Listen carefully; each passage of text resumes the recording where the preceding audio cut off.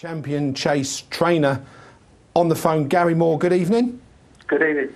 It's fantastic. I mean, have you got over yesterday yet?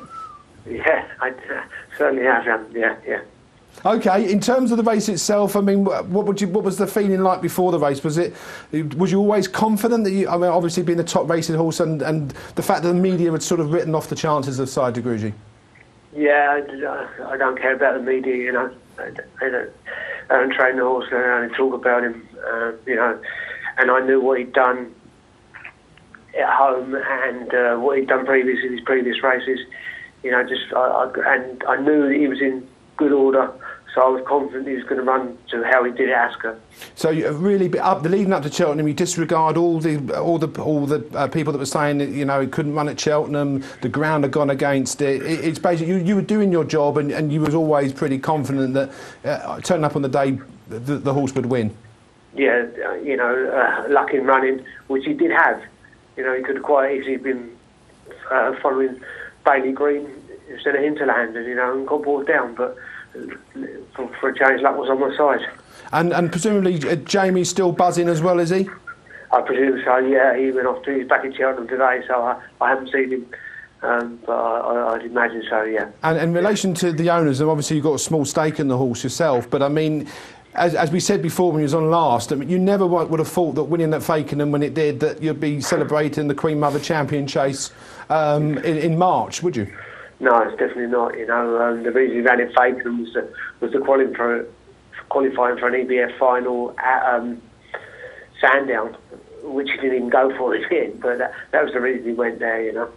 And the good thing is, and you know, we shouldn't take away the fact that this horse is a very, very classy horse. I mean, irrelevant of the Sprinter Sack being there or not, it was always a race whereby you'd been the best this year over this distance. It was as simple as that, and you proved it yesterday. Yeah, that's right. Yeah. Okay, well, I don't want to... Go on, Tom. Sorry, Gary, it's Tom here.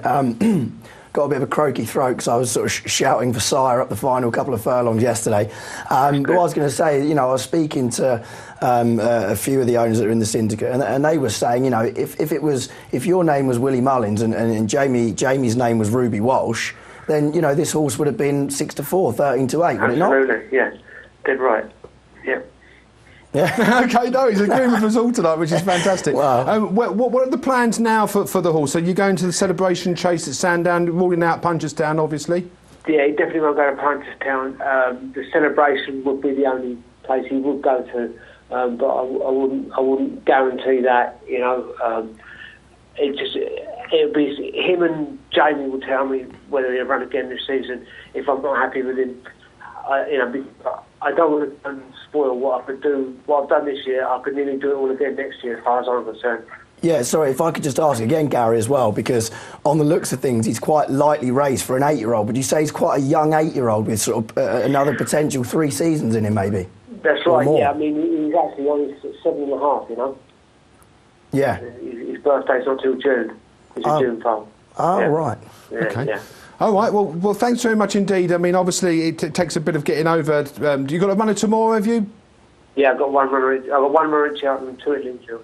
Okay, yeah. Well, all the best for tomorrow. Thanks very much indeed, Gary, for joining us, and let's hope that Sire De Grugy can do it again next year. Please God. Yeah, all the best. Thanks very much indeed. Cheers.